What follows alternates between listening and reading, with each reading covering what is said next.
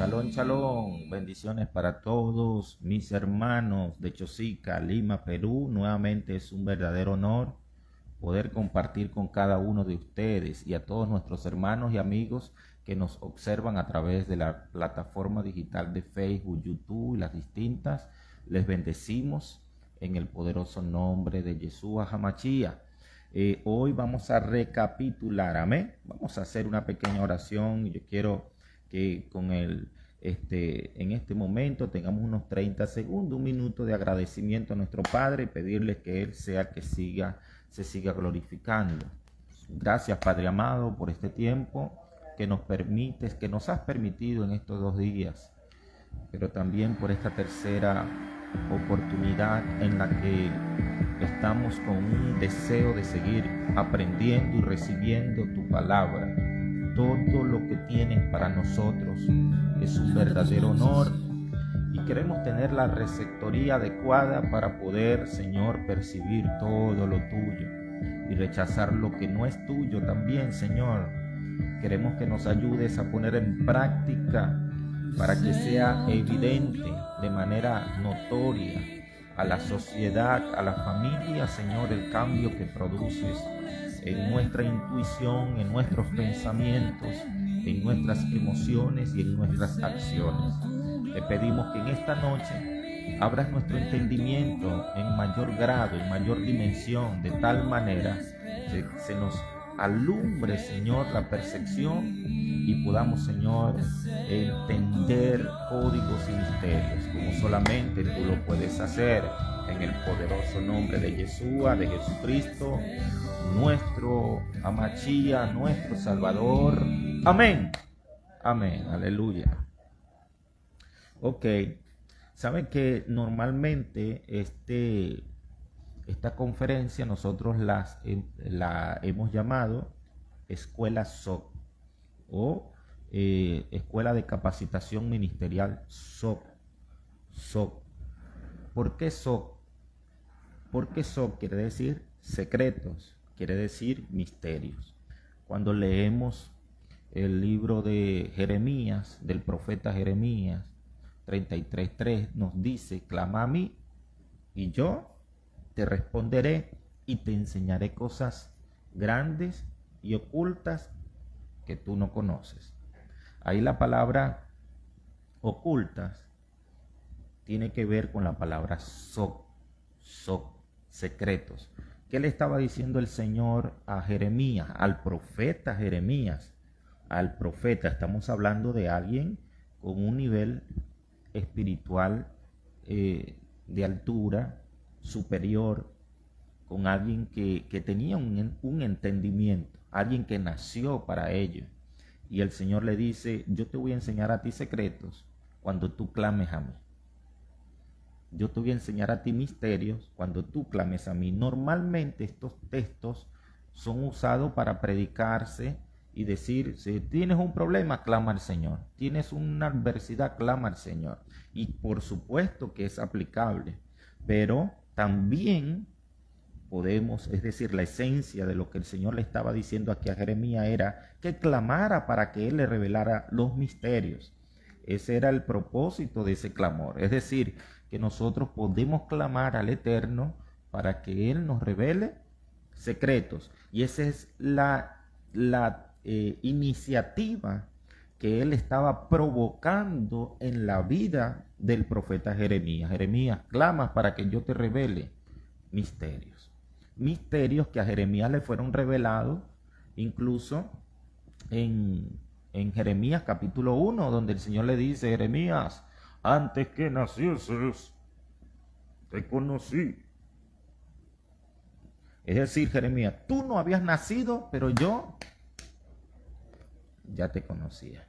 Entonces aquí es donde entramos ya en tema. Yo les dije que hoy vamos a hablar un poquito más de algunos textos, que le iba a aplicar un contexto o le iba a dar algunos significados. Allí la palabra conocer tiene que ver con conversación. En las copias más antiguas, donde el Señor le dice a Jeremías: antes que nacieses te conocí, le estaba diciendo: antes que nacieses nosotros conversamos. Y esto es un dilema, es una cosa extraña, porque ayer precisamente les decía que cuando la Biblia del hebreo fue traducido a otro idioma, perdió riqueza, porque para nosotros conocer se limita a algo como saber el nombre de alguien, compartir con alguien, ¿ok? Pero en el hebreo conocer no solo es eso, sino que tiene una profundidad, una raíz etimológica, aparte tiene que ver incluso con la intimidad entre el hombre y la mujer. Cuando la Biblia usted encuentra que dice y la conoció, está hablando de intimidad. Dependiendo del contexto se aplica el significado. Amén. Entonces el Señor le dijo a Jeremías, Jeremías, tú no habías nacido y habíamos tenido una conversación. Eso es un misterio. Por eso fue que el Señor le dijo a Jeremías en el capítulo 33, no te olvides lo que ya yo te había hecho entrega hace un tiempo atrás, lo que yo te había hablado hace un tiempo atrás. Yo te dije que tuvimos una conversación. ¿Y qué conversamos? Es un misterio. Este misterio se revela, es revelado. Ayer les decía que el apóstol Pablo fue preparado y entrenado, capacitado desde su niñez para ser maestro de maestros de maestros. Pero cuando empieza su oficio, lo aplica mayormente a un pueblo gentil. Y el pueblo gentil no se caracterizaba por estudiar la Torá. Aunque Pablo también se dirigió a un pueblo que asistía a la sinagoga a escuchar, pero no tenían los niveles que podían tener los maestros de maestros. Cuando los gentiles leen las escrituras de Pablo, entonces nos encontramos que Pablo es mal interpretado. No se entiende lo que Pablo dice. Y por eso es que Pedro dice, los indoctos no pueden entender a Pablo. Hay que prepararse para poder entender a Pablo. De hecho, en el Nuevo Testamento, los escritos que tienen más problemas de traducción o que más errores contienen son los escritos de Pablo. Las cartas paulinas son los que tienen mayor inconveniente. ¿Ok? Entonces, vamos a recapitular de tal manera de lo que hemos visto la primera noche, la segunda noche. Hay algo que ayer no mencioné de la primera noche y que quiero recapitular nuevamente, porque la idea no es avanzar tanto, sino ir masticando. De hecho, en el pueblo bíblico, ellos se hacen tan sabios, no tanto por lo que aprenden en primera instancia, sino por el carácter del deseo y la aplicación de de poner en práctica la repetición. Ellos 1, 2, 3, 4, las veces que son necesarias escuchar lo mismo, lo escuchan hasta ya dominar por completo el tema. Entonces, si nosotros tenemos que recapitular, escuchar nuevamente, ver nuevamente, todas las veces que sea necesario, amén. Eso es necesario para nosotros poder asimilar todos los temas. Amén. ¿Estamos de acuerdo? Amén. Salmista, quiero que te portes bien. Ayer no me diste todos los mensajes. Teníamos cantidad de gente que nos estaba escribiendo y me leíste 2, 3 nada más. Así que hoy te voy a ofrecer, son $50 la hora, ya sabes.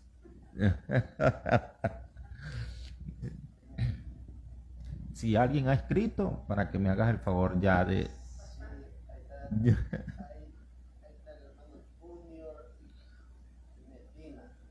Junior Medina, no recuerdo si le conozco, pero Dios te bendiga grandemente en el nombre del Señor.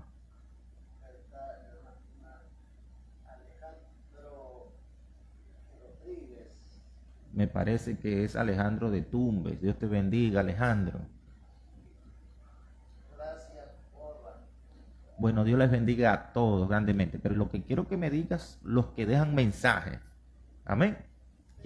Si alguien escribe algo y tiene alguna inquietud, usted me hace ese favor. Ya sabes, estás en 50, te lo voy a subir a 60.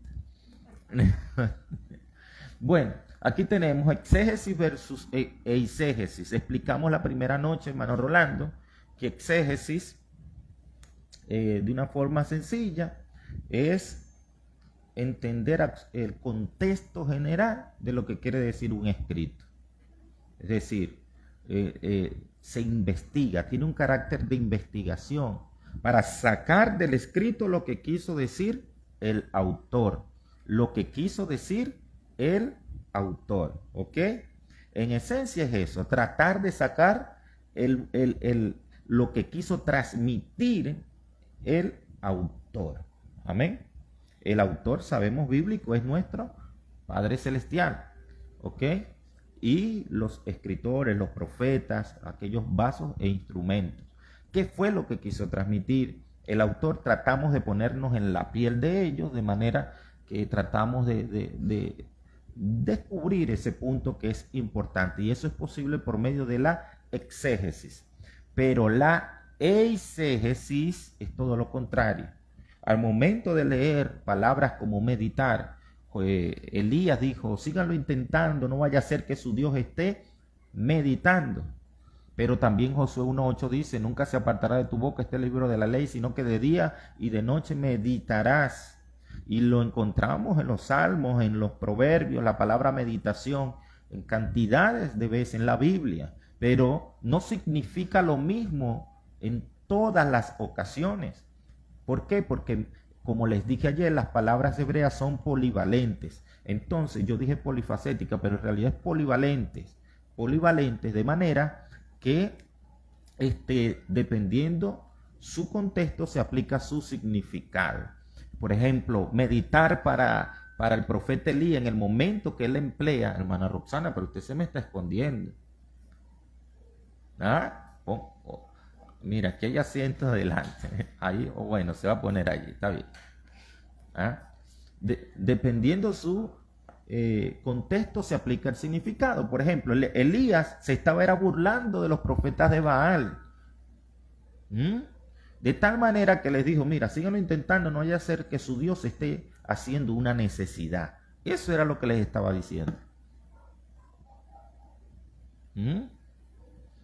No vaya a ser que su Dios esté haciendo una necesidad, esté en el baño, para nosotros en este tiempo baño, pero en el contexto de ir al baño de ellos en aquel tiempo, esté haciendo una necesidad. ¿Me explico? Eso era lo que les estaba diciendo cuando les dice la palabra meditar. Pero en Josué 1:8 no podemos aplicar lo mismo. Quiero que vayas a hacer una necesidad. No, eso no le estaba diciendo el Señor. Les estaba diciendo era que murmurara la palabra. Allí la palabra meditar se emplea para hablar la palabra, para profetizar la palabra. Dios le estaba diciendo a Jeremías, a Josué, Josué, cuando tú estés en momentos de dificultad, no quiero que hables otra cosa que no sea mi palabra. Eso era lo que le estaba diciendo el Señor. Y es la misma palabra meditar. Meditar Josué 1:8, meditar profeta Elías a los profetas de Baal. ¿Ve cómo cambia? ¿Me estás siguiendo? ¿Cómo una palabra cambia? Entonces, pero también encontramos que la palabra meditar para nosotros en Occidente es pensar, reflexionar, también para ellos. ¿Ok? Es relajarse, concentrarse. También es aplicable. Dependiendo del contexto, se aplica su significado. Amén. También nosotros tenemos palabras que son polivalentes, pero es importante conocerlas. Amén. Ahora bien, en la eisegesis nosotros traemos el significado al escrito, es todo lo contrario. Por ejemplo, la palabra, ayer les puse el ejemplo de la palabra gallo. Cuando nosotros pensamos que está diciéndole Yeshua a Pedro, antes que el gallo cante, rápido nos imaginamos que es el que hace kikiriki, que estamos haciendo eisegesis, porque estamos trayendo nuestra cultura al contexto bíblico. Eso es eisegesis. Y eso es lo que hacen la mayoría de los predicadores. Amén. sin señalar a nadie, sin perjudicar a nadie, pero es lo que mayormente se hace. Mayormente se hace eisegesis. Por eso hay que tener mucho cuidado y la recomendación es leer la Biblia en Reina Valera. Ya les voy a dar algunas traducciones, algunas versiones, pero también tener el diccionario Strong. Usted siempre lea de la mano con el diccionario Strong. Hay una Biblia muy buena también, aparte de las que les voy a dar, que se llama Biblia Plenitud, que ella tiene incorporado en la parte de abajo comentarios que están relacionados con la Biblia Strong, las palabras originales. ¿Oyeron? Esa es una Biblia plenitud. Esa Biblia, sí, la Biblia Plenitud, ella tiene incorporado comentarios abajo y explicación de significado, de términos, de palabras que contiene el mismo diccionario Strong, es decir, que vienen de el hebreo antiguo o explica términos desde su raíz etimológica. Y eso es un grandísimo avance. Amén. Tener la Biblia Plenitud nos ayuda. Si tenemos el diccionario Strong, mucho, pero mucho mejor. Amén. Acompañarnos de todo eso. Y tenemos que acostumbrarnos a tener una cultura de lectores, de lectura. Tenemos que acostumbrarnos a tener esa cultura. Todos los días leer y leer. Amén. Entonces, exégesis es, yo saco la riqueza del texto, amén, de la escritura. Eisegesis es que yo le incorporo, yo le traigo. Es lo contrario. Y allí es donde está el dilema, donde muchos. Fíjese, yo les he explicado lo que le quiso decir Jeremías, el Señor a Jeremías. Estoy sacando. Pero eso en condiciones normales nosotros no pensamos así. ¿Por qué? Porque nuestra cultura es otra manera, contiene otra manera de pensar. ¿Ok? Y por eso a veces se nos hace difícil. Y por eso ayer les comentaba que si nosotros no manejamos estas riquezas, entonces es complicado lo que vamos a enseñar. Dios en su infinita misericordia permite que enseñemos, nos revela, nos muestra, pero siempre es necesario que igualmente prepararse. Tenemos que prepararnos. Amén.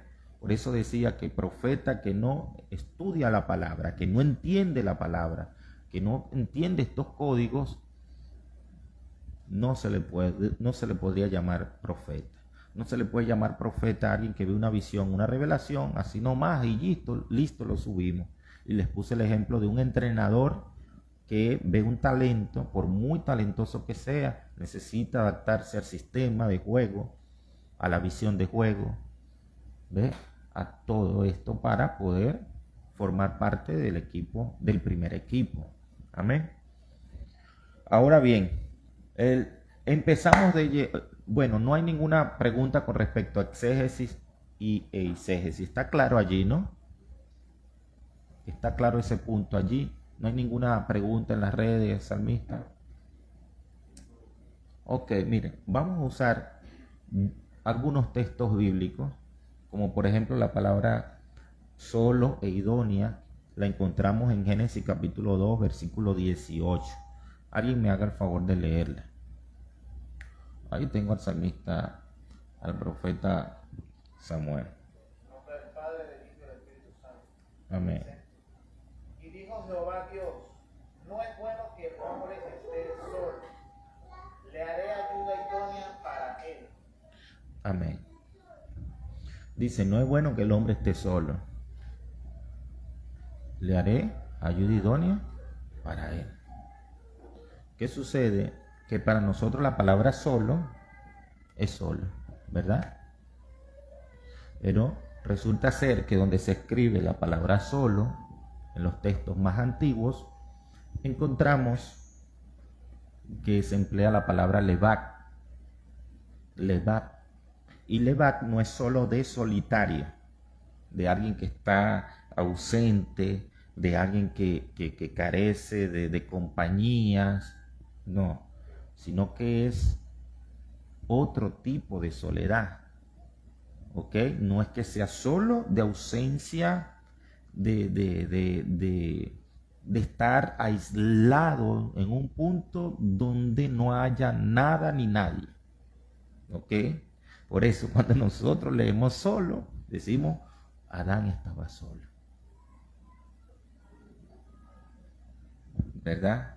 Estaba solo, y muy solo, y solo, y solo, y muy solo.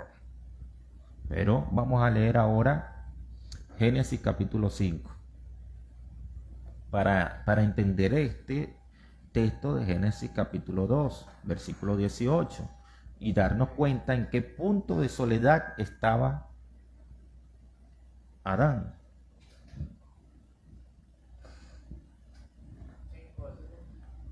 5, versículo 1 en adelante. Sí. Los descendientes de Adán. Este es el libro de las generaciones de Adán. El día en que creó Dios al hombre, a semejanza de Dios lo hizo.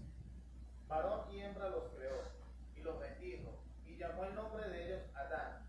El día en que Allí, muy bien. Fíjate, habla de la genealogía en el capítulo 5.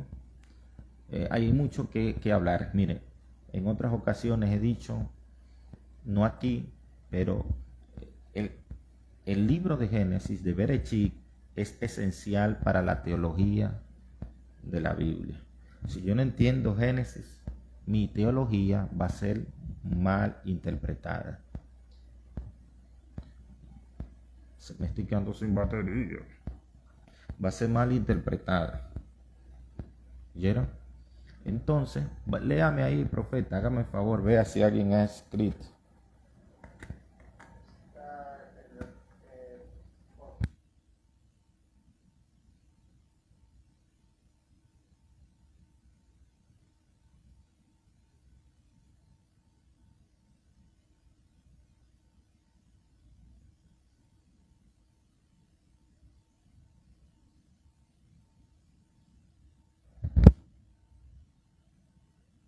Sí, ok. ¿Se escucha? Ok. Más bajito, pero se escucha. Ok. Dios bendiga a Orlando Manuel, ¿no? De San Juan del Urigancho. Ya voy conociendo ya muchos lugares que Dios me permite. Entonces, vemos que el Señor, algo muy importante. En los textos más antiguos, en las copias más antiguas, no aparece la letra I. La Y no aparece. Varón y hembra los hizo. Y si no aparece la letra I, ¿cómo diría? Varón, hembra los hizo. ¿Y cómo los llamó? ¿Cómo los llamó ahí en el capítulo 5 de Génesis? Los llamó Adán. Pero no se llamaba Eva. El nombre que le puso a Adán, sí. Eso es un misterio. La Biblia está llena de misterios. ¿Está viendo por qué es importante? La Biblia está llena de misterios. Vemos que en los textos más antiguos no aparece la letra I y dice varón hembra los hizo, plural. Plural. ¿Y qué más dice? Y los llamó Adán.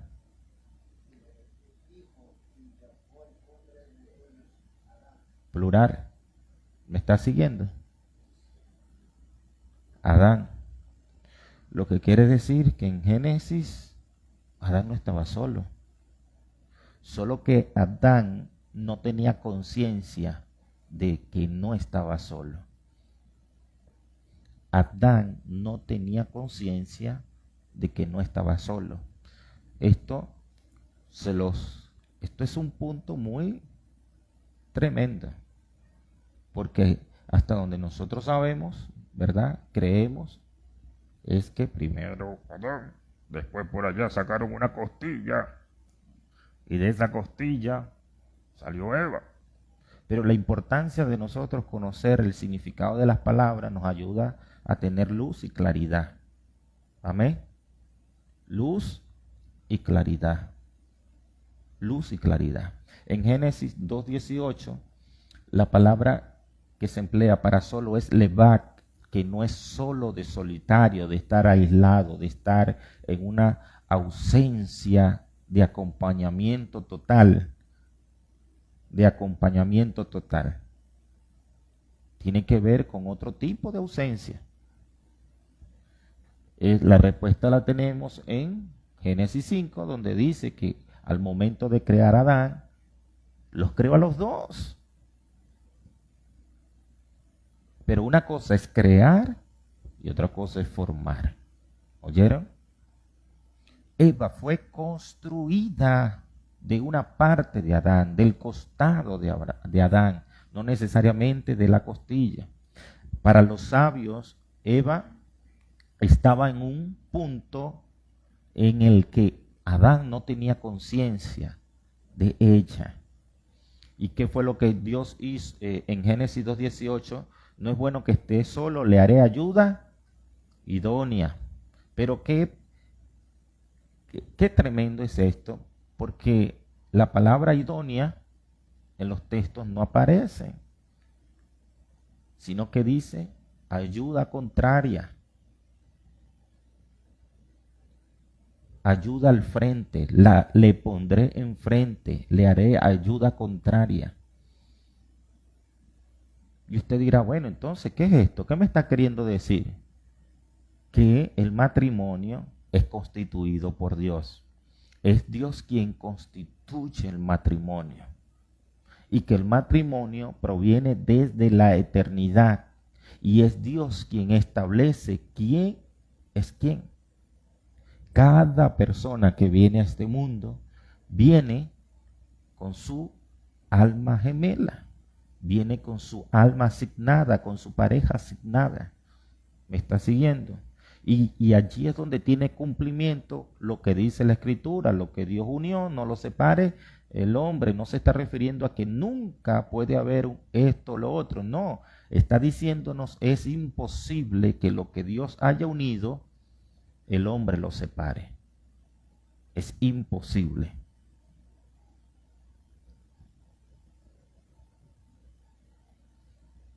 Es una locura, ¿no? Es una locura, Samuel, ¿verdad? Por eso les decía que mientras más nos sumergimos acá, y eso lo dice la Escritura, y conoceréis la verdad, y la verdad os hará libres.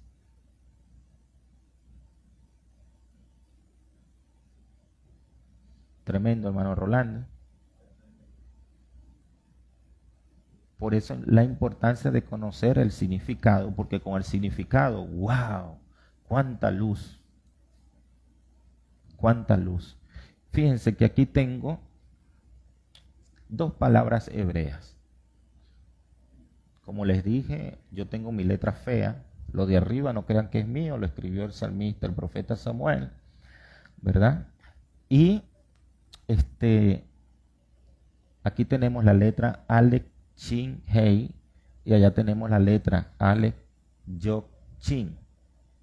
¿Ok? Allá dice, en la palabra Ale Yok Chin dice hombre y en la palabra Ale Chin Hei dice mujer. ¿De dónde salió la mujer? Del hombre. ¿De dónde fue formada? Del hombre. Yo quiero que ustedes me digan algo. Vean esto, por mucho por muy feo que lo haya escrito, yo quiero que me digan si ven letras que coinciden en una palabra con otra y si hay letras que no coinciden. Venga alguien y me la señala, por favor. Viene el salmista. Muy bien. ¿Alguna más? Muy bien. ¿Y las que no coinciden?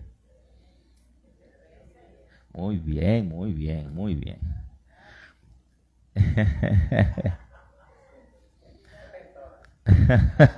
Aumento de $10, 70. Aquí dice hombre, aquí dice mujer, aquí dice X y aquí dice Icha. Y la letra I, S, SH. Is, ahí dice hombre en castellano. Y ISHA, mujer. ¿Qué sucede? Que aquí dice hombre, aquí mujer. La Biblia dice que varón, hembra los hizo el Señor, ¿verdad? ¿Qué sucede? Que cuando sacamos la letra yo, o vamos a hacerlo así, ¿verdad? La sacamos afuera, la sacamos, valga la redundancia, ¿ok? Y quitamos es decir, quitamos las letras que no coinciden y dejamos las que coinciden. ¿Cuál no coinciden? La GI y la yo. Sabes que cuando la sacamos, allí lo que dice es fuego. Pero no es fuego sexual. Es fuego de problemas, de adversidades.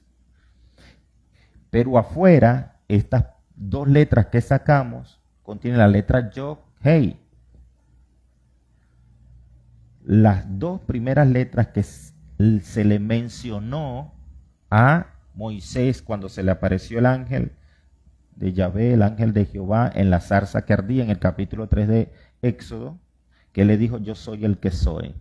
Yu, Hei, Ba, Hei. Estas son las iniciales del nombre con el que se dio a conocer en el capítulo 3. Yu, Hei. Cuando las incorporamos, prevalece el amor en la unidad. Cuando las sacamos, prevalece el fuego. Cuando hay temor de Dios, prevalece la unidad. Cuando lo sacamos, prevalecen las adversidades.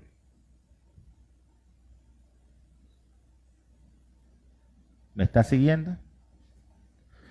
Esto, fíjese la importancia de conocer. Esto es algo digamos, por arribita. Fíjese la importancia de conocer. Mire, estamos hablando Génesis capítulo 2, 18. Y mire toda la luz que nos está arrojando. Si Dios está en la pareja, prevalece el amor. Si Dios no está en la pareja, prevalece el fuego. ¿Me está siguiendo? Si las bases y los principios provienen de la Torá, de la Tanakh, de la palabra, de lo que Dios nos ha establecido, prevalece la unidad. De lo contrario, no prevalece, prevalecen los problemas. Porque en el fuego incluso puedan ver momentos normales, apetecibles, pero llega un momento en que ya todo se puede volver tan rutinario, tan problemático. Pero cuando introducimos a Dios, Dios toma el control de ese matrimonio. Amén. Entonces, volviendo a Génesis 2, decimos que el matrimonio ante los ojos de Dios es lo que Dios une, no lo que el hombre une. Amén. Ay, ya. Yo sé que hay mucha gente que va a ver esta transmisión, así sea grabada, y que esto le va a resonar. Pero no les puedo decir una cosa que no sea. La religión se encargó de hacer creer que el matrimonio es lo que el hombre une, pero no es así. El matrimonio es lo que Dios une.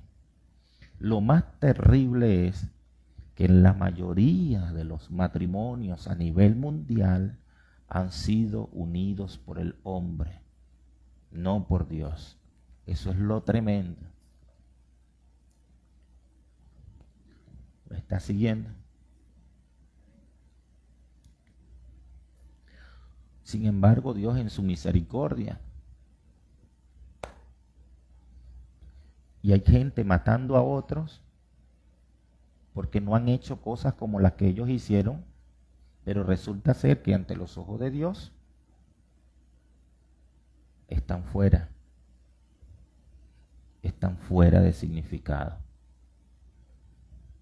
Esta conferencia matrimonial, ya en una próxima oportunidad, solamente les estoy dando textos, amén, algunos textos superficialmente para que entendamos la importancia de conocer el significado de las palabras para poder sacar la riqueza, amén. Entonces, vámonos a Josué capítulo 2, versículo 1. Yo quisiera que mi hermana Gladys me lo lea con voz de trompeta, como que si el hermano Carlos le fuera a bendecir con $2,000 ahorita.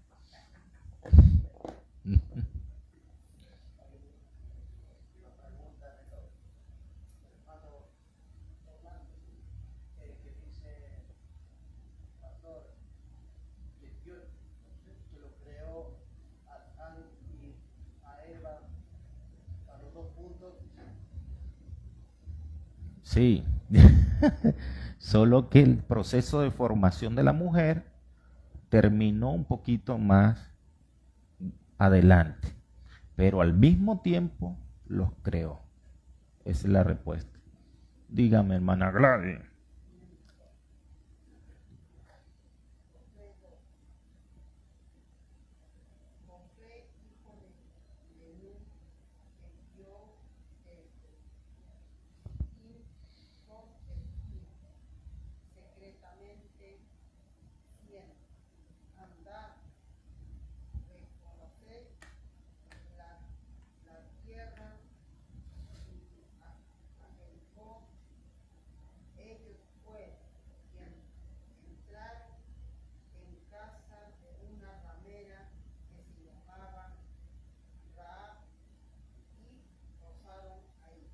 Ok, hasta allí. Muy bien, hermana Gladys. Hermano Carlos, ya le puedo entregar. Bueno, cuando uno lee este texto, hermano Carlos no escucha bien hoy.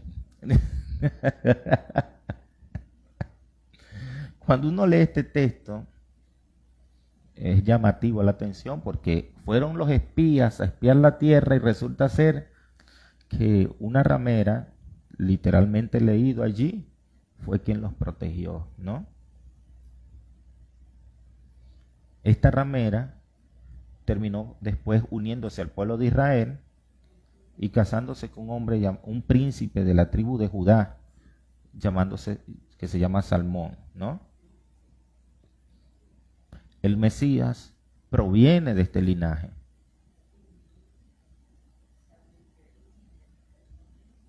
Lo increíble es que en la traducción no era una ramera, sino que era una mesonera.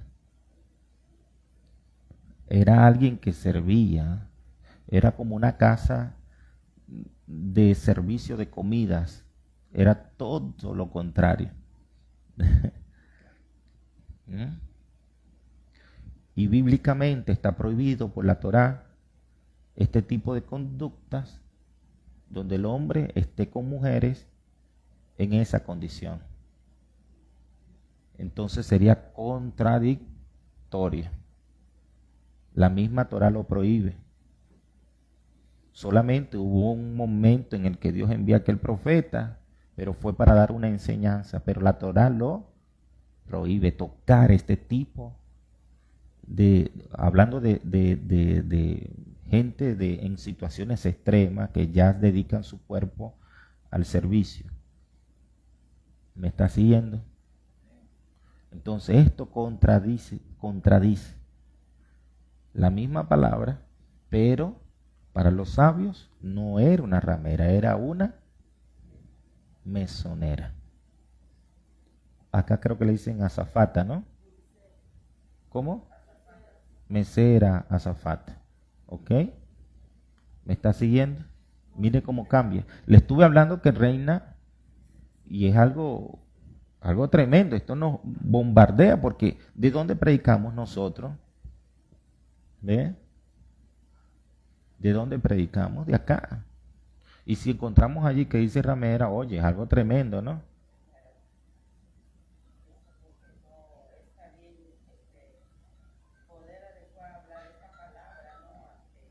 El público. Exacto. Pero fíjese que Dios, o sea, cuando se investiga, se dan cuenta que la palabra adecuada no es esta, sino mesonera, una mesera. Y en esa condición ella puede casarse con un príncipe. En otra condición no podía. La voy a agarrar y la voy a meter en disciplina. Ha pasado la noche hablando. Los voy a tener que poner a uno acá y al otro allá. Es verdad, yo veo que está prestando atención, pero hoy vino Susan con ganas de predicar. ¿Ah?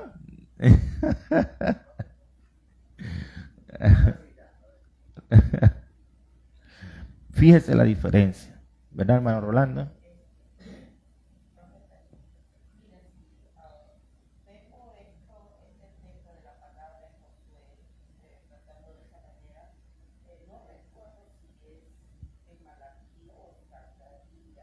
Ujú.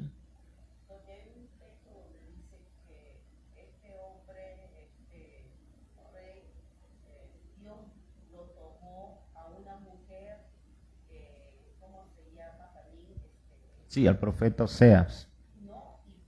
Ujú. Para dejarle una enseñanza al pueblo. La magnitud de lo que estaba haciendo era algo y tenía que estar 100% convencido que era Dios. ¿Ok?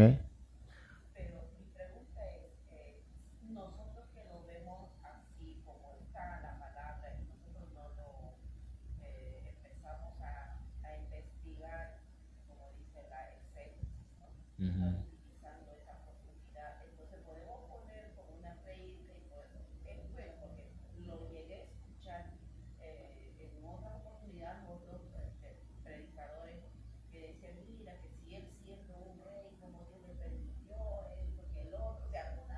Esa otra versión sí, la del profeta, pero acá la que estamos leyendo en Josué 2, ahí es donde está el detalle. Nosotros, les voy a ser honesto, en algún momento hemos predicado como no es, en algún momento hemos enseñado como no es, y de aquí no nos libramos todos. De aquí todos, o sea, no es que uno diga, ah, yo porque ahora estoy conociendo un poquito, no. ¿Qué sucede? Que toda la Biblia es un misterio, es algo tremendo. Tiene 4 niveles de interpretación, ¿ves? Y hay historias acá, hay historias incorporadas. Por ejemplo, el texto bíblico que dice, este género no sale sino con ayuno y oración. Eso no está, eso fue incorporado. Eso no está en los papiros antiguos, en los escritos antiguos. Eso fue incorporado por el escriba, por el... ¿Mm? Incorporado por el masoreta, el escriba, el encargado de transcribir. Pero no está. ¿Ves? Entonces, claro, Dios en su misericordia usa esas mismas palabras para llegarse a las vidas. ¿Es malo ayunar? No. ¿Es malo orar? No. Ha servido para que muchos ayunen. ¿Ve? Ha servido para que muchos oren y busquen de Dios. Allí está el punto. Amén. Hay mucha tela que cortar. Entonces a eso se le llama, eso vienen siendo histórico parabólico, donde el traductor, incluso dependiendo al punto donde iba a enviar la copia, trataba de adaptar la historia a ese lugar. Eso pasó, hermano Rolando. Esa es la cruda realidad. Esa es la cruda realidad. Trataron de adaptar algunos la historia al lugar donde iban a enviar la copia. Y eso está allí. Y es lo que nosotros hemos heredado. ¿Es malo? No. Porque igual se pueden sacar cosas buenas. Amén. Hágame el favor de ver allí, salmista.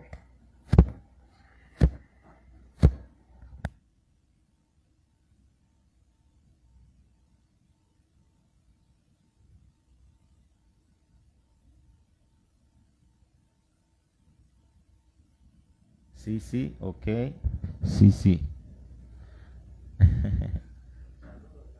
¿De parte?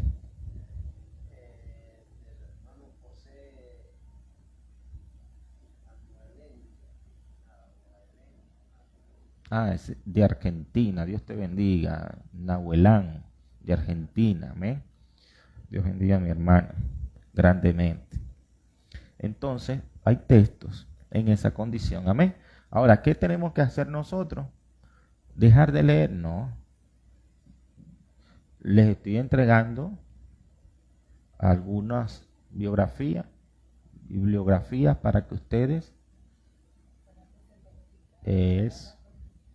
exacto. Ese es el propósito.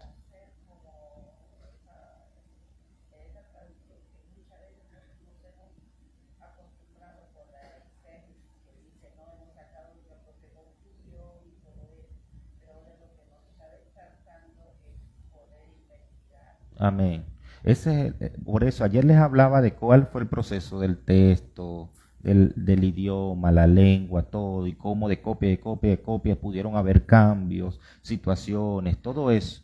Y aquí les estoy entregando algunos textos, nada más, algunos, y explicándolos del significado de su raíz etimológica para que podamos llegar a la riqueza y veamos la diferencia entre estudiar bajo una circunstancia y estudiar bajo otras circunstancias. Nada más. Amén. Pero esto no es para, más bien tenemos que alegrarnos y gozarnos. ¿Por qué? Porque estamos siendo alumbrados. Dios nos está alumbrando. Tenemos que tomarnos esto en serio. El estudio bíblico. Amén. Ahora, ¿qué voy a predicar yo en la calle? Que Cristo sana, salva, libera. Eso no, ese mensaje no cambia. Amén. Que Él murió eso no cambia, eso es auténtico, eso es original, que Él restaura hogar, familia, que tú puedes llegar en la condición que sea, pero Él te transforma, te bendice, te prospera, que Él tiene propósitos para ti, que sin Él no puedes hacer nada. Eso es la esencia del mensaje. Amén. Eso no cambia. Eso no cambia. Que tu identidad por el suelo, tu concepto, tu autoestima, Él la restaura y la transforma. Todo eso no cambia. Más bien todo lo contrario. Ahora nos vamos a Job capítulo 3. Ay. Allí, sin que nadie lo lea, en capítulo 3 de Job, usted va a encontrar la famosa maldición de la mujer de Job, donde dice: mira, cabezón, mira, cabecegato, maldice a Jehová tu Dios y muérete tú también. Por eso es que alguna gente se pregunta: bueno, si esta mujer era así, ¿por qué el Señor no la mató también? No permitió que Satanás la matara también de una vez cuando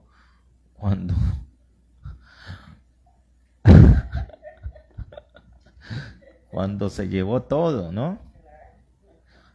Y dicen: oye, pero el Señor dejó que se llevaran todo y le dejó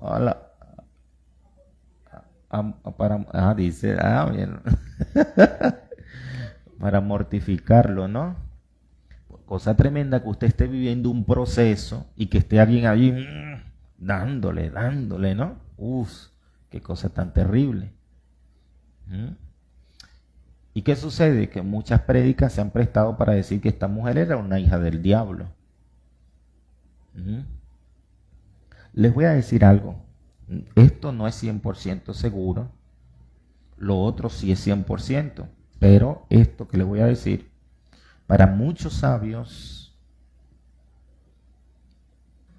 ella era la hija de Jacob, la hija de Israel. ¿Qué nombre dice ahí? Léalo usted literalmente, pastora, para que veamos. Uh-huh. Dice, después de esto, abrió Job su boca y maldijo su día.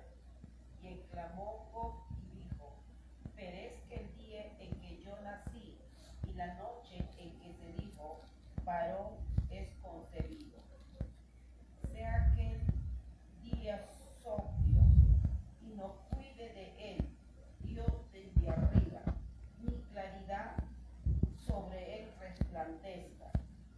Afenlo tinieblas y sombra de muerte, repose sobre él nublado, que lo haga horrible como el día caliginoso. Ok. Vamos a dejarlo hasta allí. Se me escapa. Oye, me quedé sin batería.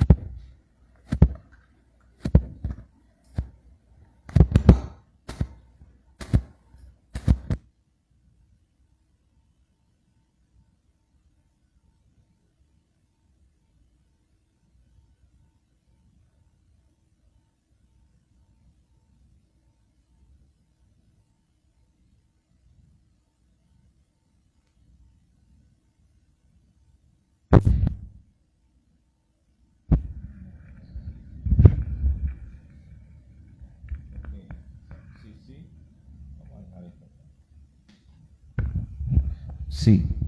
Entonces, la mujer, para muchos sabios, era la hija de Jacob. Y ella misma había visto cómo su padre había perdido a su hijo, José. Y cómo éste, en lugar de maldecir, había sido capaz. 2.9, Job 2.9. Entonces, se les hace contradictorio que esta mujer haya tenido semejante actitud. Y los textos antiguos declaran todo lo contrario. En vez de decir maldice, ella dijo bendice. ¿Me está siguiendo? En vez de decir maldice, ella dijo bendice. Esto es la parte ya textual que les digo que sí está comprobado. La parte que no está comprobado es que era hija de Jacob. La parte comprobada es que en los textos más antiguos no dice maldice, dice bendice. Por lo que esta mujer no era una hija del diablo, ¿eh? Sino que era un instrumento que Dios más bien colocó al lado de Job para fortalecerlo en momentos de dificultad. Pero la prédica que se ha usado, ¿cuál es? Porque lo hemos leído literalmente de Reina Valera. La fuente nuestra ha sido Reina Valera. Veo que el salmista arruga la cara.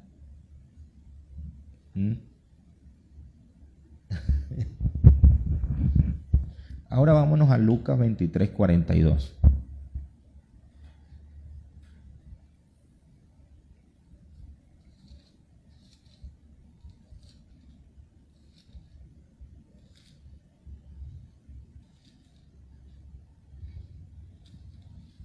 Léalo allí, Samuel.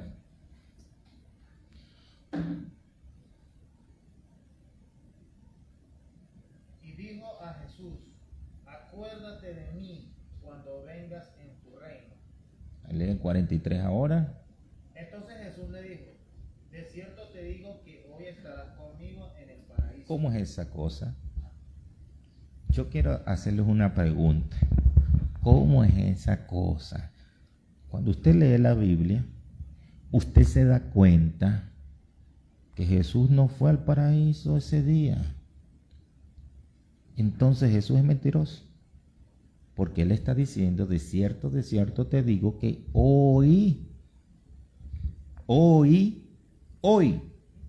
estarás conmigo en el paraíso. Entonces Jesús es mentiroso. Es mentiroso, salmista. Le está diciendo.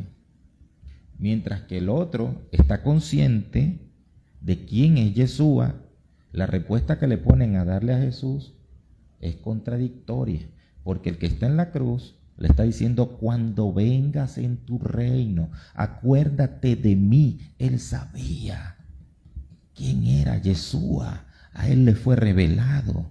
Él sabía en pocas palabras que él no podía resucitar hasta que él no viniera en su reino. Por eso le dice: cuando vengas en tu reino.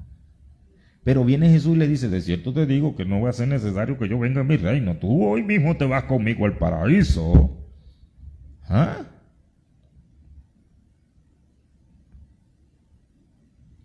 ¿Me explico? Entonces, ¿qué es?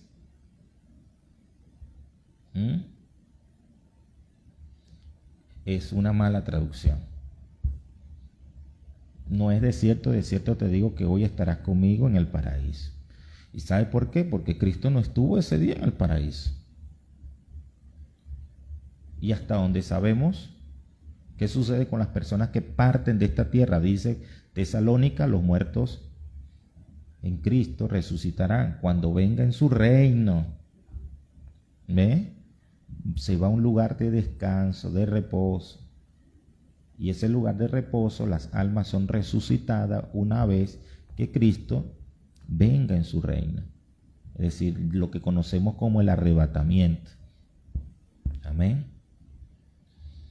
Entonces, una mala, y así hay gente que lo predica. Hoy en ese mismo, no. Acuérdense que Cristo estuvo después, resucitó. ¿Y por dónde estuvo Cristo? Caminando en la tierra, enseñando con sus discípulos. Le hizo una tremenda voltereta, porque le dijo: estarás conmigo, pero no, se fue por otro lado. ¿Ah? Durante casi 50 días estuvo en la tierra y después fue que ascendió.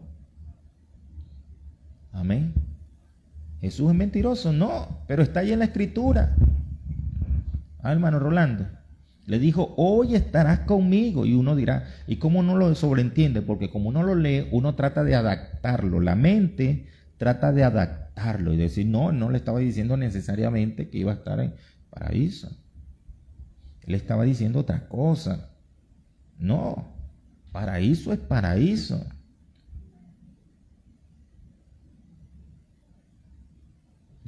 Y parte es parte, paraíso es paraíso. Se está refiriendo, y por eso es que le estaba diciendo: acuérdate de mí cuando estés en tu reino. Amén. En tu reino yo quiero que tú te acuerdes de mí. No quiero que me olvides. Cuando vengas, él sabía que él iba a venir. Le fue revelado quién era. Es tremendo, ¿no? Entonces hay pequeñas contradicciones, como la oración al Padre Nuestro que le mencioné ayer, donde dice: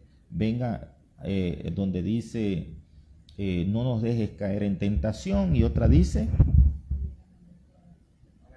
no me metas. Entonces, ¿a quién le creo, hermano Rolando? ¿A quién le creo, hermano Carlos? ¿A la que dice no me metas o a la que dice no me dejes caer? ¿Ve?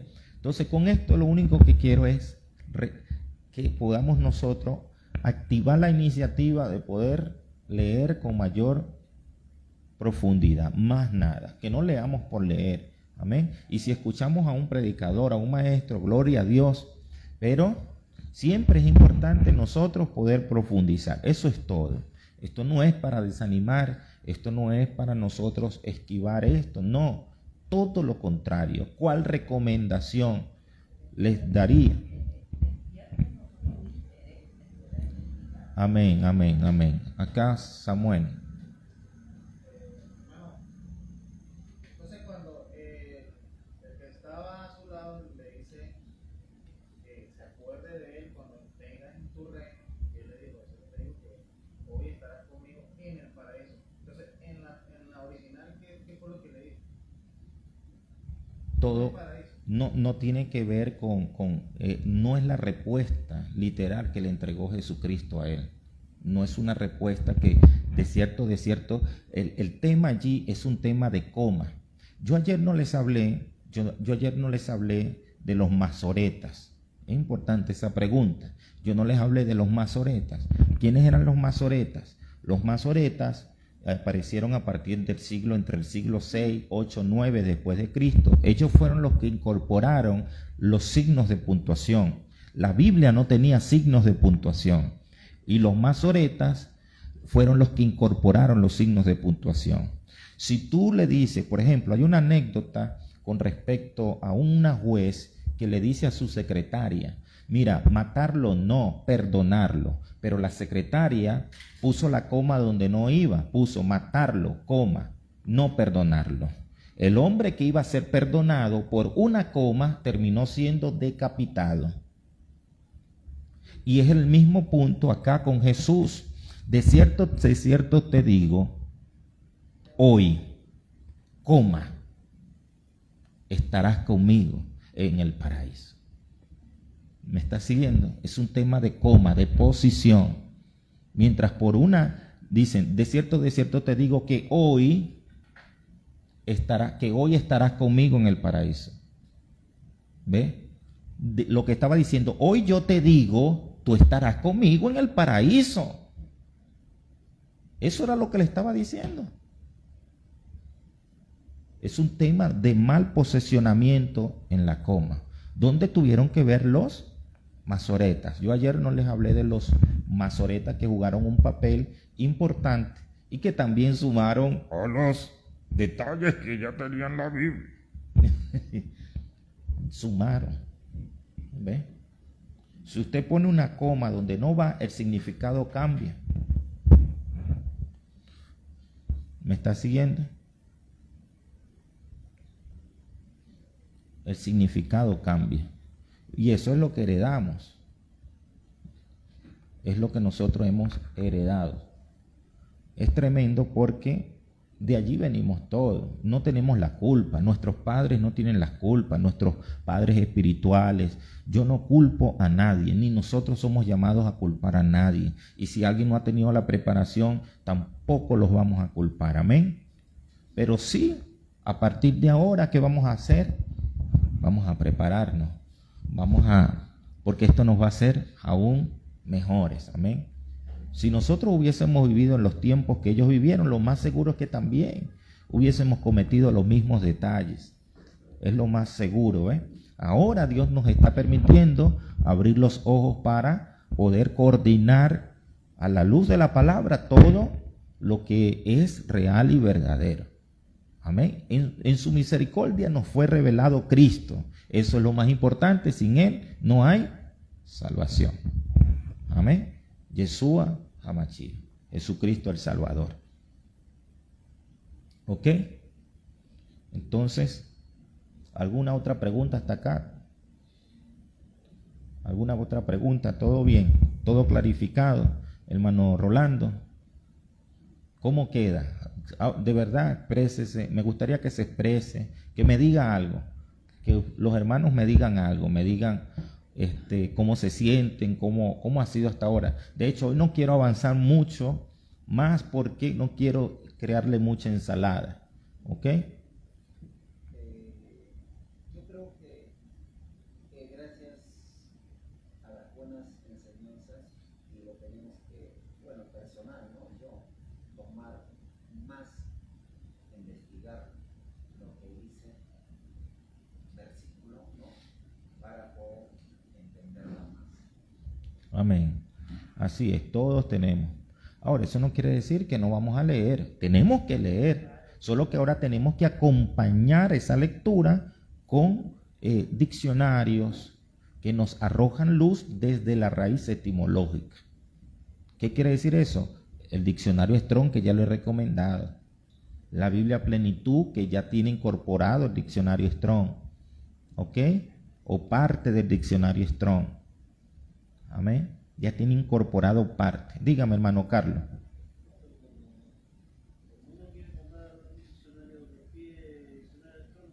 Sí, diccionario Strong y ya.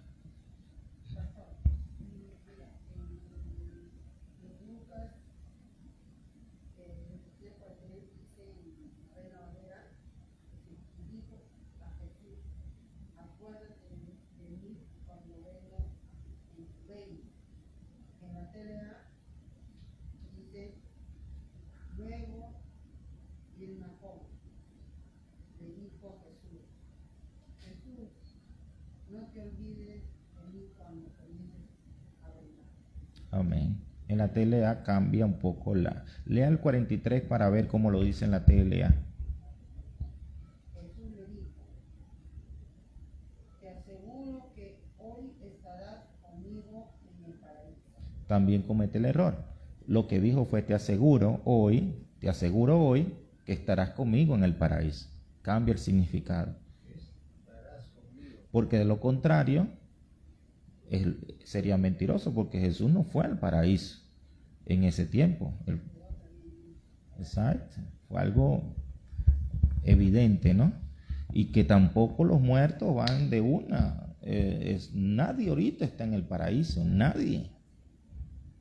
¿Me está siguiendo? Exacto. Dígame. Bueno, profundizando un poco más en ese texto bíblico ahí, en ese versículo.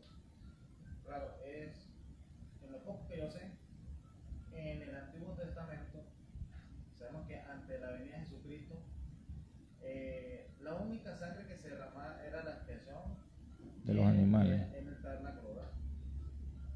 Con sangre de animal. Eso en el Antiguo Testamento da alusión es al Mesías, Sí, a sí. lo que él iba a hacer, derramar su sangre por nuestros pecados. Entonces, en algunas ocasiones yo leí, ¿verdad que sí? Donde, si no me equivoco, creo que es Jacob, si no me equivoco. Cuando él le va con la noticia de José, que José estaba muerto, él dice que él descenderá al Seol. Él dice que descendería al Seol. Dice otra cosa más ahí, ¿verdad? Entonces, hasta donde yo he podido leer la palabra y Dios pues, me ha ayudado a decir. Amén. Tengo entendido donde el Seol era, como decir, el refugio de los muertos, hoy en día, ¿verdad? Pero entonces, o morada de los muertos. Pero había como una subdivisión, me imagino yo, porque es entre Hades, infierno y el seno de Abraham. Entonces, yo creía, bueno, hasta donde ustedes ahorita nos están explicando, ahí sí, gracias por todo. Cuando él le dice, hoy estarás conmigo en el paraíso, o sea, paraíso es descanso, ¿verdad que sí? Un lugar de descanso, ¿verdad que sí? Que nosotros entendemos que está en el cielo, ¿verdad que sí? En el tercer cielo, ya. Entonces, en ese momento, paraíso, lugar de descanso, pues era abajo en el Seol, claro, en la parte del seno de Abraham, donde estaban todos esperando la sangre que se derramara, la sangre del Cordero, que es el Mesías, para que esa sangre, la que antiguamente se derramaba, solamente tapaba el pecado, pero ahora la sangre de Cristo quita el pecado y tú vas a poder tener acceso directo, porque más adelante en la palabra yo leía cuando dice que él se llevó sus santos, o sea, él se llevó los cautivos con él, ¿verdad que sí? Llegó cautivo en la cautividad. Ajá, claro. Entonces, y también dice que incluso algunos resucitaron, dieron testimonio de él ahí en Jerusalén, de él. Entonces, yo tenía entendido de que cuando él le dijo eso, estarás hoy conmigo en el paraíso, o sea, le dio a entender que era en descanso, pero entonces en el seno de Abraham, y después él se lo dio. El seno, O sea, lo sí. sacó. El seno, de que fue salvo, fue salvo. Este hombre, no cabe ninguna duda de eso. Por supuesto, en su último lecho de muerte, en sus últimos signos vitales, él fue salvo. Eso nos deja una enseñanza de que todo el que invoca el nombre de Yeshua es salvo, de Cristo Jesús, alcanza esa redención y él pasa a ser redimido. ¿Qué sucede? Que el tema del Seol, del Hades, del seno de Abraham y todo esto son términos muy parecidos, pero ciertamente son subdivisiones, ¿ve? Pero que no tiene que ver precisamente con al lugar exactamente donde iba a ir, por ejemplo, al Seol, no, porque estamos hablando de un lugar más de tormento, estamos hablando de un lugar, digamos, de muertos, pero de tormento, pero eso es otra situación muy aparte. ¿Ves? Lo que él estaba hablando era el paraíso, ahí se estaba convirtiendo, era realmente en su lugar, estaba haciendo referencia, era el reino, visto como un paraíso. El gran Edén, el Edén donde estaba Adán y Eva, es un paraíso. ¿Ve? ¿Dónde está el árbol de la vida? En el centro del paraíso. Es lo que dice Apocalipsis 2:7. Entonces, el paraíso es un lugar, tiene que ver con otras cosas más allá, incluso tiene que ver con el reino de Cristo. Por eso es que le dice, cuando vengas en tu reino, acuérdate de mí. De cierto, que ¿de qué están hablando? Del reino. Están hablando del reino milenial. Están hablando de la era mesiánica. Están hablando de la era, lo que se conoce a nivel de pentecostal digo pentecostal porque es la organización que más lo ha usado, como post-arrebatamiento, post-rapto, después del rapto. ¿Ve? Entonces, después del rapto, esa era mesiánica, a eso se estaba refiriendo. Cuando esta mujer, María y Marta le dice, sí, Señor, yo sé que tú le vas a resucitar en la resurrección postrera. Ellos, ¿de qué estaban hablando? De la era mesiánica, ¿ve? De la era milenial. Y eso era lo que se estaba refiriendo el mismo malhechor que estaba hablando con Cristo allí en la cruz. ¿Ve? Él se estaba refiriendo, mira, yo no me quiero perder eso que viene, porque ellos manejaban el lenguaje, ellos manejaban la tesis, ellos son formados desde pequeños, son instruidos tanto por su familia como por sus maestros. Cada quien tenía asignado maestros y también asistían a las sinagogas, al templo. Entonces ellos manejaban la tesis de la era mesiánica. ¿Ve? Entonces a esto era que estaba haciendo referencia, a la era mesiánica, el reinado. Por eso le dice, cuando vengas, yo quiero que tú te acuerdes, no me dejes. Él quería tener una seguridad. Y Cristo le dice, de cierto te digo hoy, tú estarás conmigo en el paraíso. Pero ahí la palabra paraíso es pardes, la misma que se emplea para Apocalipsis 2:7, pardes. Y pardes viene de Pechak, Remet, Dras, Soc. ¿Qué le estaba diciendo? De cierto te digo que tú vas a tener un nivel de conciencia superior. Ese es el paraíso. Ese es el cielo principal. Nosotros aprendimos como evangélicos que el cielo y el infierno es posmuerte. Eso fue lo que a nosotros nos enseñaron. Posmuerte. Una vez que la gente muere, o va al cielo o va al infierno. Pero bíblicamente, cielo e infierno puede ser durante la vida. Una persona viva biológicamente puede estar viviendo su propio infierno.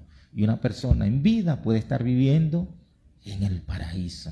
Pero el paraíso haciendo referencia a un nivel de conciencia superior, que no lo ata a pecado, no lo limita a pecado, no lo limita a adversidad. Es una persona con los niveles, cuando paraíso viene de pardes. Y léeme literalmente Apocalipsis 2:7 para que tú veas la profundidad que encontramos allí de ese paraíso, que tiene que ver con el mismo paraíso de Lucas 2:7. Uh-huh. El que tiene oído, oiga lo que el Espíritu dice a las iglesias.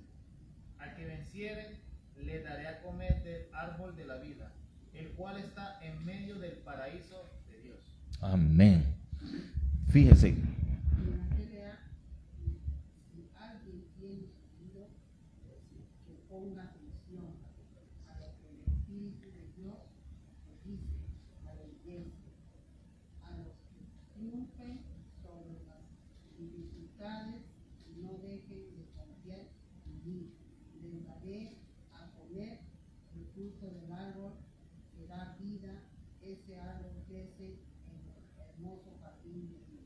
Amén.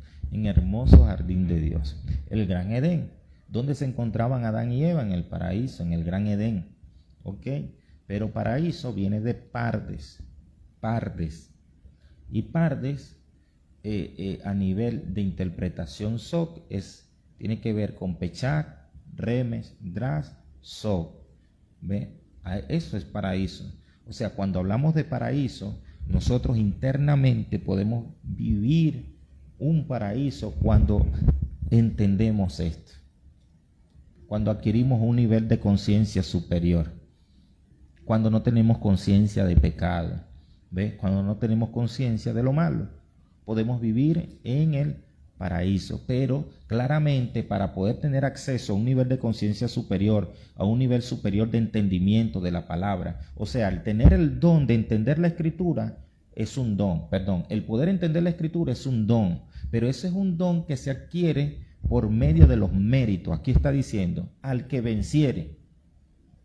Al que venciere. Es decir, acuérdese que el Señor dijo, cada día tiene su propio afán. Tiene su propio afán. Ese afán hay que vencerlo todos los días. Cuando encontramos en la escritura que dice, danos hoy el pan nuestro de cada día. Ahí la palabra pan viene del hebreo leje. Y leje se aplica tanto para pan, alimento nutritivo, como para la palabra etimológica, se conecta con la misma palabra guerra. ¿Y qué nos estaba diciendo ahí el Señor? Oye, ustedes pidan el pan, pero también pidan la guerra de cada día. Ustedes tienen que tener la capacidad para hacer frente a las adversidades de cada día. Y por eso aquí dice, al que venciere, es decir, al que venza las adversidades de cada situación, de cada día, va a tener méritos para tener acceso al árbol de la vida. ¿Que se encuentra dónde? ¿Dónde se encuentra? ¿Dónde se encuentra? En el pardes, se encuentra en el paraíso, el árbol de la vida. Para nosotros es el mismo árbol que le fue negado ¿a quién? A Adán y a Eva cuando pecaron, cuando su conciencia se vino al suelo, le fue negado. Pero cuando la conciencia del ser humano sube, tiene acceso al paraíso y tiene acceso al árbol de la vida. Amén. O sea, es algo figurativo, no tan literal. ¿Ok? Por supuesto que literalmente vamos a estar en el paraíso, pero nosotros mayormente nos imaginamos el de arriba. Pero el Señor nos está haciendo una invitación a que no esperemos allá arriba, sino que ahora mismo podamos vivir y experimentar el paraíso. No sé si me expliqué. Es algo que ¿verdad? Y en parte posiblemente tenía razón estos hombres que andan con sus maletitas, ¿cómo se llama? Los testigos de Jehová. Los testigos de Jehová, que un día, bueno, mi hermano se les ocurrió que preguntar y todo eso, pero llegué a alcanzar que ellos decían, nosotros estamos en el paraíso. Nosotros estamos en el paraíso. ¿Qué otro paraíso ustedes están esperando ver? Porque Dios nos ha puesto un lindo lugar. Es aquel, como el hombre lo está viviendo en esta tierra, y si usted no se da cuenta, entonces ahí queda Allí. o sea que ellos también tenían un conocimiento, ¿no? Que realmente el paraíso es aquí, ¿no? Eso porque siempre hemos pensado del cielo, y ciertamente en el cielo. Pero ¿qué sucede? La invitación de Dios es vivir nuestro paraíso ahora. ¿Ve? Ahora, tener méritos. Por eso, venga exactamente. La Nueva Jerusalén en Apocalipsis dice que va a descender. La Nueva Jerusalén va a descender del cielo. ¿Ve? Entonces, ¿dónde va a estar? Entonces, para tener acceso a todo eso, necesitamos tener otro nivel de conciencia. Y eso se logra por medio de los méritos. Usted vence el pecado cada día, usted reúne méritos. Usted vence los problemas, deja de ser impulsivo, iracundo, problemático, todo le cae mal, todo le cae esto y lo otro. Usted va reuniendo méritos para tener acceso al árbol de la vida. ¿Y cuál es ese árbol de la vida? La palabra.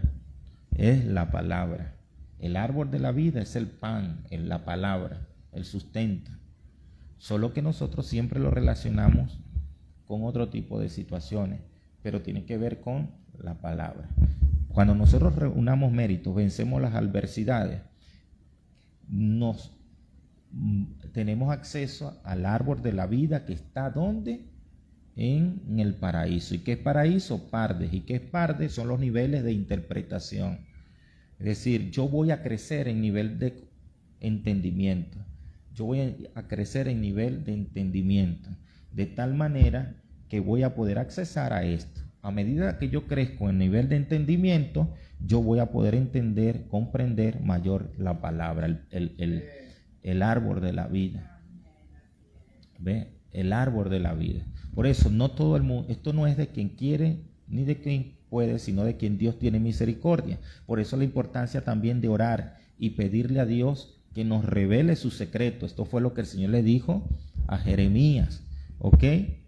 Esto fue lo que el Señor le dijo a Jeremías. Ora por esto, pídelo. ¿Ve? Pero también Él quiere que nosotros tengamos méritos. ¿Cómo? Bueno, despojándonos del viejo hombre, despojándonos del acecho que nos asedia, despojándonos de cosas que nos impiden podernos conectar con la palabra. Y entonces esto nos va a permitir tener acceso, amén, al árbol de la vida.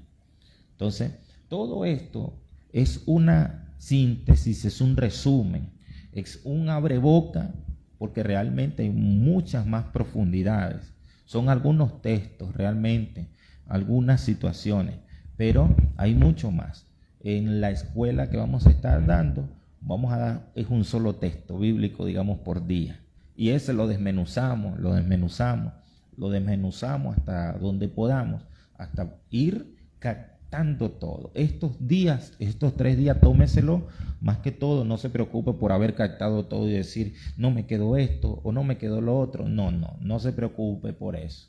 Simplemente lo que usted anotó lo vuelve a leer. Si grabó algo, lo vuelve a escuchar. Si no, lo ve por la transmisión, se suscribe al canal, y bueno, va continuamente avanzando. Amén.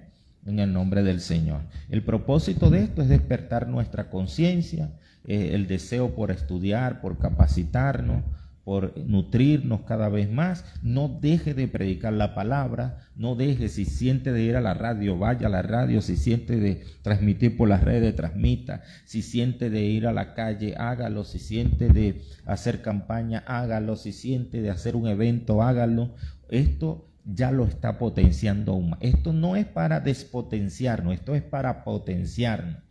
Esto es para empoderarnos aún más y darnos cuenta cuando alguien venga y nos diga, mira, un ateo o alguien, no, es que la palabra yo veo que tiene, ya usted sabe de dónde viene realmente la situación, los detalles que pueden encontrarse allí, y eso a usted no le va a robar la paz. Esto también le va a permitir a usted enseñar a sus hijos, enseñar al que Dios le permita discipular, ¿ok?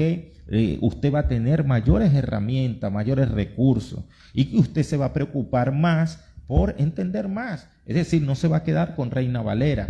¿Qué recomendación le doy? Está la Biblia, tenemos la Biblia en castellano, les voy a dar otra, aparte de la plenitud, Kadosh, la Biblia Kadosh. La Biblia Kadosh, la Biblia Pechita aramea, la Biblia Kadosh. Sí. Hay una Biblia que se compra vía online. ¿Es de traducción en español? Sí, en castellano. Que se compra vía online, pero es solo el Nuevo Testamento.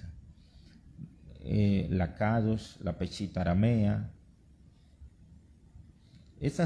con esa ya usted va haciendo, y con el diccionario Strong ya usted va avanzando en gran parte, porque usted va a ver que algunos escritos varían, ¿ok? Es decir, algunas palabras, algunos términos, algunos nombres son diferentes, Ya usted va viendo. En castellano no hay una sola es decir, las traducciones más pobres y más problemáticas en este sentido son las que están en español. Las alemanas muy buenas. Las alemanas muy buenas. Pero las de español están muy limitadas. Los traductores bíblicos consideran que la mente del latinoamericano es una mente muy cerrada, es una mente muy estructurada. ¿Ve?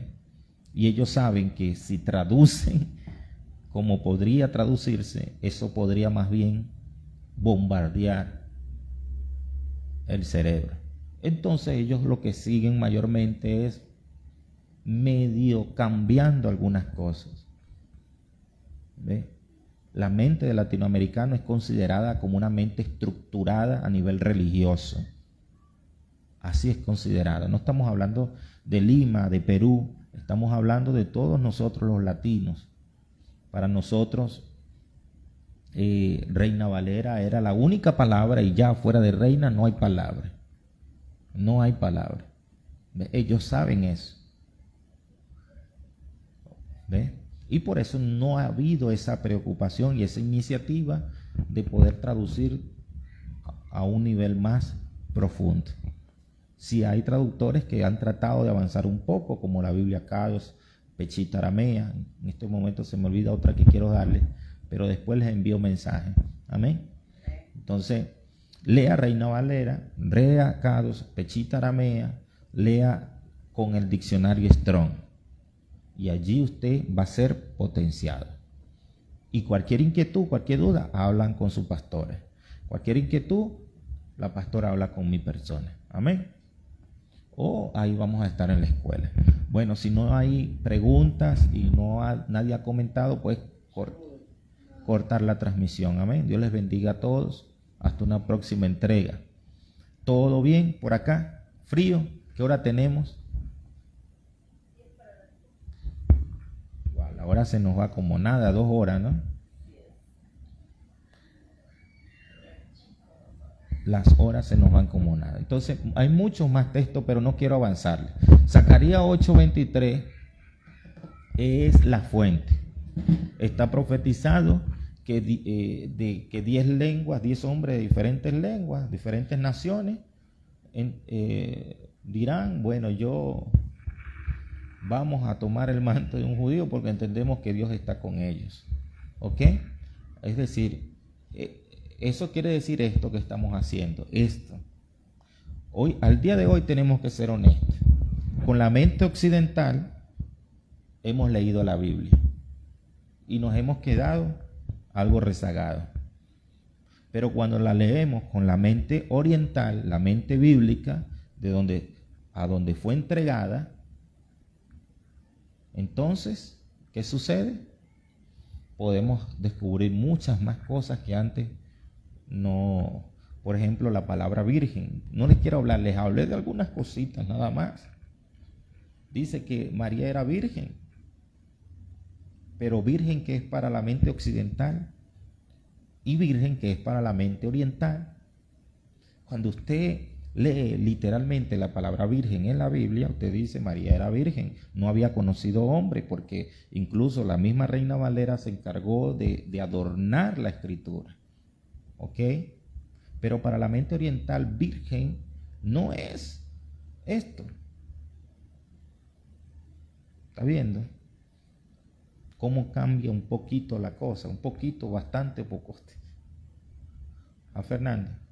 Virgen es alguien, una mujer, un adolescente, una niña a quien no le ha llegado el proceso del ciclo menstrual. ¿Me está siguiendo? ¿Esa era una virgen? Y cuando la Biblia dice que María era virgen, no está diciendo que no había conocido. ¿Viste cómo cambia? Y así, muchos temas, muchas cosas. El concepto de matrimonio. El concepto de matrimonio para nosotros. En Israel Para nosotros, en la mente occidental, matrimonio es el que firma y ya. Si no firmó, no es matrimonio. ¿Es así o no es así? No están casados. Esa es la mente occidental. Pero para la mente bíblica no. Hermana Roxana. Para la mente bíblica no. Claro, con esto yo no lo estoy mandando tenga cuenta. Para la mente bíblica, ¿verdad? La cultura bíblica había 4 formas de casarse. 4 formas. La última de ellas era la formalización, donde después de un tiempo de haberse pedido la mano, el hombre salía de la casa, ¿a qué? A preparar el lugar donde iban a vivir. ¿Ve? No se casaban sin antes haber tenido, o sea, no formalizaban. En el momento que fue a pedirla con su padre, que la mujer le abrió la puerta de la casa, automáticamente está diciendo que sí al abrir, porque ellas se asomaban y si abrían la puerta, ella sabía que iban. Y al abrir la puerta, ya estaba diciendo que sí. ¿Y qué hacía el padre de la novia? Oficializaba junto con el padre del novio. Y se ponían de acuerdo. En tanto tiempo mi hijo vendrá. Yo vendré por su hija. Y se ponían de acuerdo. Se organizaban. Mira, esta área la vamos a trabajar. Él le gusta esto, le gusta lo otro, por aquí y por allá. Ok, La mujer empezaba a desarrollarse en la área del hogar. ¿Ve? ¿Y qué sucedía?